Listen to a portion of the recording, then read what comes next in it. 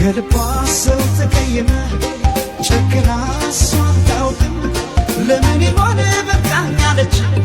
ለዓይኗ እንኳን የጠላችን ከልቧ ሰው ተቀየመ ጨክና